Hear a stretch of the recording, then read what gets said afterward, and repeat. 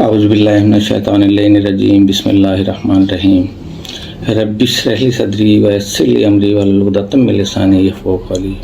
میرے تمام viewers, subscribers, naan subscribers اور کچھ مہربان دوستوں نے سبسکرائب کیا ہے، میں ان کا شکر گزار ہوں، اور انشاءاللہ تعالیٰ آپ کو اچھے پیغامات ملتے رہیں گے۔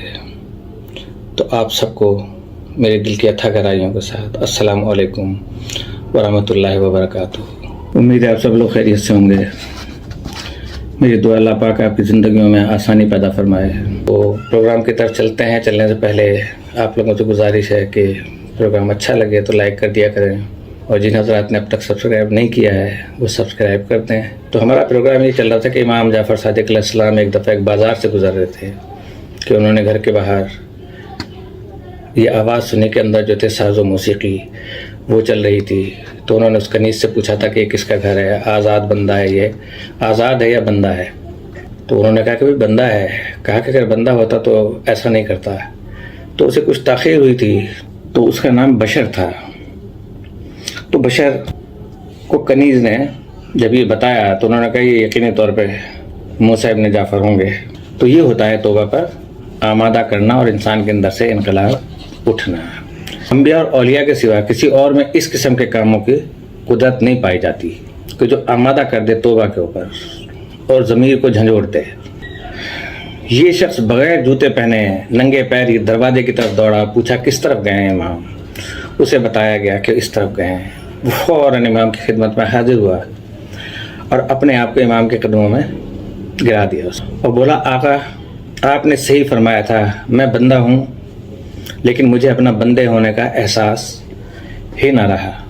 حضور اب اسی لمحے سے میں واقعتاً بندہ بننا چاہتا ہوں، آپ کی خدمت میں توبہ کے لیے حاضر ہوا۔ اس نے وہیں امام کے سامنے توبہ کی اور واپس اپنے گھر لوٹ آیا۔ گھر پہنچ کر اس نے سارے ساز و سامان اٹھا کر پھینک دیا، پھر اس کے بعد کبھی جوتے بھی نہ پہنے۔ وہ بغداد کے بازار اور گلی کوچوں میں ننگے پاؤں پھرا کرتا اور لوگ اسے بشر ہانی یعنی ننگے پاؤں رہنے والا بشر کہا کرتے تھے۔ جب لوگ اس سے پوچھتے کہ ننگے پیر کیوں چلتے ہو، تو وہ کہتا تھا کہ جب میں امام موسیٰ ابن جعفر کی خدمت میں توبہ کی وہ توفیق حاصل ہوئی تھی اور میں ان کے پاس پہنچا تھا تو میں ننگے پیر تھا۔ اب میرا دل نہیں چاہتا کہ میں دوبارہ جوتے پہنوں، میں چاہتا ہوں کہ اسی حالت کو ہمیشہ محفوظ رکھوں جس میں مجھے وہ توفیق حاصل ہوئی تھی۔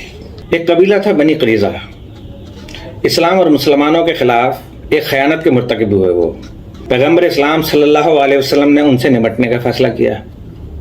لوگوں نے کہا کہ ابو لبابہ کو ہمارے پاس بھیجیے، وہ ہمارا حلیف ہے، ہم اس سے مشورہ کریں گے۔ نبی کریم نے ابو لبابہ سے یہ کہا کہ وہ جائیں۔ وہ گئے اور ان سے مشورہ کیا، لیکن یہودیوں سے اپنے ایک خاص تعلق کے زیر اثر انہوں نے مشاورت کے دوران اسلام اور مسلمانوں کے مفادات کو پیش نظر نہ رکھا اور ایک ایسا جملہ کہا، ایک ایسا اشارہ کیا کہ جو جملہ یا اشارہ یہودیوں کے مفاد اور مسلمانوں کے نقصان میں تھا۔ جب وہ باہر آئے تو انہیں احساس ہوا کہ وہ خیانت کے مرتکب ہوئے ہیں۔ ابھی کسی کو بھی اس بات کی خبر نہ تھی۔ جوں وہ چلتے ہوئے مدینے سے نزدیک ہو رہے تھے، ان کے دل میں لگی یہ آگ اور بھڑک رہی تھی۔ وہ گھر آئے، البتہ اپنی بیوی بچوں سے ملنے کے لیے نہیں، بلکہ انہوں نے وہاں سے ایک رسی اٹھائی اور مسجد نبوی میں آ کر اس رسی کے ذریعے اپنے آپ کو مضبوطی کے ساتھ ایک ستون سے باندھ لیا اور کہا کہ بار الہ، جب تک میری دعا قبول نہیں ہوتی یا نہ ہوگی میں اپنے آپ کو اس ستون سے نہیں کھولوں گا۔ صرف نماز یا قضاء حاجت کے لیے ان کی بیٹی آ کر ان کی رسی کھولتی۔ وہ غذا بھی انتہائی مختصر کھاتے، بس ہر وقت التماس اور تضرع میں مشغول رہتے، معافیاں مانگتے رہتے، کہتے کہ خدایا میں نے وہ غلطی کی ہے، گناہ کر بیٹھا ہوں، الہی میں نے اسلام اور مسلمین سے خیانت کی ہے، تیرے پیغمبر سے خیانت کا مرتکب ہوا ہوں، بار الہ جب تک تو میری توبہ قبول نہ ہو جائے میں خود کو اس ستون سے نہ کھولوں گا یہاں تک کہ میری موت واقع ہو جائے۔ تو لوگوں نے رسول اللہ صلی اللہ علیہ وسلم کو آ کے بتایا کہ ابو لبابہ نے ایسا کیا ہے۔ حضرت نے فرمایا کہ اگر وہ میرے پاس آتا اور اقرار کرتا تو میں بارگاہ الہی میں اس کے لیے استغفار کرتا، لیکن وہ براہ راست خدا کے حضور چلا گیا ہے، اب خود خدا اس کا فیصلہ کرے گا، مجھے نہیں معلوم 2 شبانہ روز گزرے یا اس سے زیادہ پیغمبر اسلام حضرت ام سلمہ کے گھر پر تھے کہ آپ پر وحی نازل ہوئی کہ اس شخص کی توبہ قبول کی جاتی ہے۔ پیغمبر نے حضرت ام سلمہ سے فرمایا، ام سلمہ اس شخص کی توبہ قبول ہو گئی ہے۔ تو ام سلمہ نے عرض کی کہ اے اللہ کے رسول، اجازت دیجیے کہ میں یہ بشارت اسے سناؤں۔ حضرت صلی اللہ علیہ وسلم نے ارشاد فرمایا، کوئی حرج نہیں، پیغمبر کے تمام حجروں کی ایک کھڑکی مسجد کی جانب کھلتی تھی اور انہیں مسجد کے اطراف تعمیر کیا گیا تھا۔ ام سلمہ نے اپنا سر کھڑکی سے باہر نکالا اور کہا، ابو لبابہ، میں تمہیں بشارت دیتی ہوں کہ خدا نے تمہاری دعا قبول کر لی ہے۔ سبحان اللہ۔ یہ بات مدینے میں جنگل کی آگ کی طرح پھیل گئی کہ خدا نے ابو لبابہ کی توبہ قبول کر لی ہے۔ مسلمان اس کی رسی کھولنے کے لیے وہاں جمع ہو گئے۔ ابو لبابہ نے کہا، نہیں، کوئی میری رسی نہ کھولے، میری خواہش ہے کہ رسول اللہ اپنے دستے مبارک سے مجھے کھولیں۔ لوگوں نے کہا، یا رسول اللہ، ابو لبابہ کی خواہش ہے کہ آپ تشریف لائیں اور اپنے دستے مبارک سے اسے کھولیں۔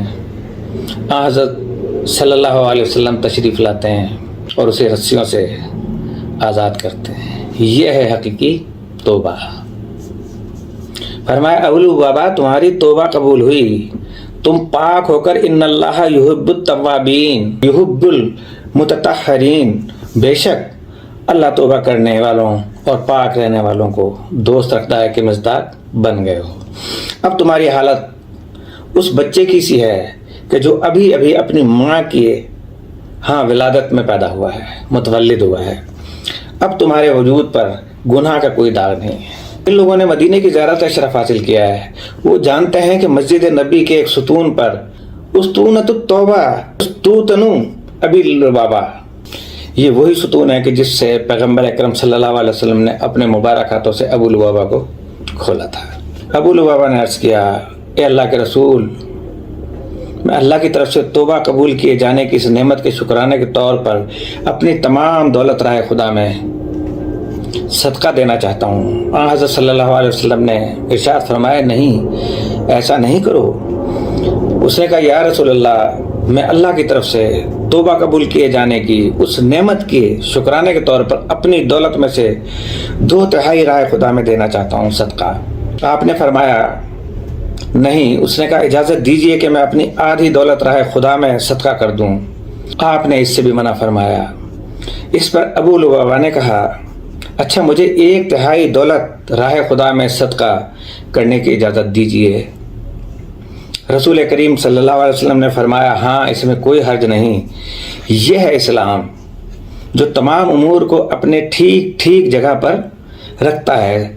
تم کیونکہ اپنی ساری دولت صدقے میں دینا چاہتے ہو، تم کیوں اپنی آدھی دولت راہ خدا میں صدقہ دینا چاہتے ہو؟ تمہارے بیوی بچے کیا کریں گے؟ کچھ مقدار، 1/3 مقدار راہ خدا میں دے دو، بقیہ کو اپنے پاس رکھو۔